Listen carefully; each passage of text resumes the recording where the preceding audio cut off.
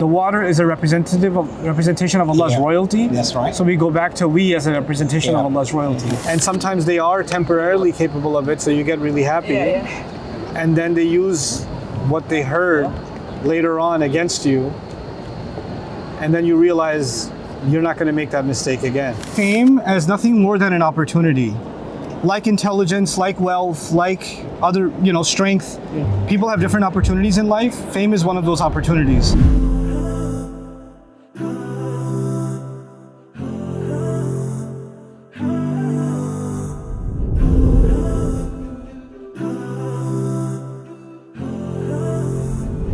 Based on the Quran verses that Allah describes or consider himself as we and I.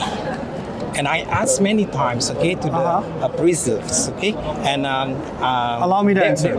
There are different answers, Okay. So I'm just. And I'll give you a different answer too. Oh yeah. Okay. Okay. I'm ready. Okay. I've got a full video on use of we in the Quran. I'll give you the summary version. All right. Everywhere Allah uses we for Himself in the Quran, it's immediately followed by the singular. Yes. So immediately. Yes. So inna anzalnahu fi laylatil qadr, for example. All right. Right. تنزل الملائكة والروح فيها بإذن ربهم. Rabb is singular. Yes. So there's never any confusion that the plural is actually plural. Immediately it gets followed by the singular. Like إنا أعطيناك الكوثر فصل لي ربك. Immediately. Yes. Right. The second thing is, we was used in the Torah also before the Quran to describe God. Yep. Because in the language of the ancients, and actually even today at some level, royals and governments talk about themselves as we. I remember Barack Obama's speeches where he used to say, we've signed a document today, blah, blah, blah, because he represents the entire government, not just himself. So Allah, and sometimes he can speak on behalf of his entire authority and say the word we. Right? So that's another implication of the word we. In the Quran particularly, you'll find that an interesting thing, when Allah mentions water, then he switches to the we sometimes. So he'll be talking about Allah, Allah, Allah, and then we send down water. Yes. Because kana arshuhu ala al-ma. His arsh is on the water. So it's the water is a representation of Allah's royalty. That's right. So we go back to we as a representation of Allah's royalty.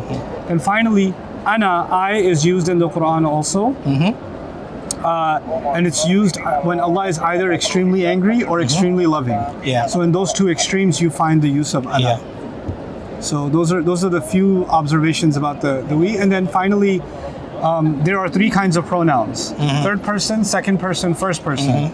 So we and I is first person, you and you all is second person, and he, she, and they is third person.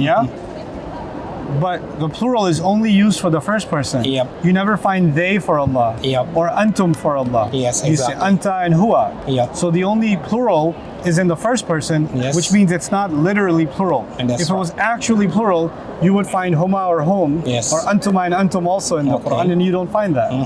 Okay. Guys, sorry for the interruption in the middle of this lecture. Just before you continue, I want to let you know and encourage you that I want you to sign up for BayyinaTV.com and help others sign up or even sponsor students for BayyinaTV.com so we can create worldwide communities of students that are studying the meanings and the benefit and the wisdom of the Quran and are, inshallah ta'ala, spreading that in their own circles. Thanks so much. Quick question, thank you. Yes. How do you find balance between space and respect in terms of daughter, parents and daughter? Because I want space from my parents, but I think it makes them think I'm not being a good daughter, like I disrespect them.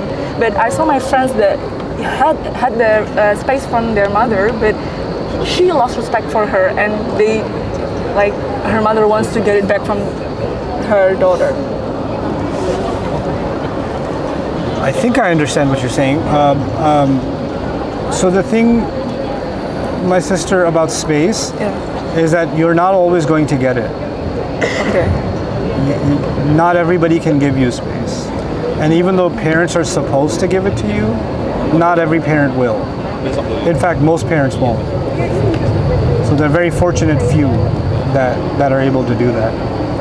Right? So there's a reason Allah tells us the stories of prophets in the Quran, like Ibrahim alayhi salam not being accommodated by his father. Right? Or Sa'ad ibn Abi Waqqas, whose mother was the way she was, and things like that. So your parents, if you want space, you're gonna have to have some very open conversations about what that means. And then you're an adult, so you'll know that they're capable of it or not. And sometimes they are temporarily capable of it, so you get really happy. And then they use what they heard later on against you. And then you realize you're not gonna make that mistake again. And that's okay. Sometimes we do have family that's not able to accommodate us. Yusuf's brothers couldn't give him space. I'm sure he would have loved it, right? So we just ask Allah that He will bring people in our life that can. Amin. Inshallah. Okay? Jazakumullah khairan. Thank you for being a big part of my hijrah life. Yeah, thank you. May Allah continue to make your hijrah strong. Amin, amin, Allah. Thank you so much. So how do you handle fame? How do I handle fame? Yes, because it's some kind of contagious to some people. It's not easy to handle that kind of I have a lot of weaknesses. Fame is not one of them. I have a lot of them, but I see fame as nothing more than an opportunity.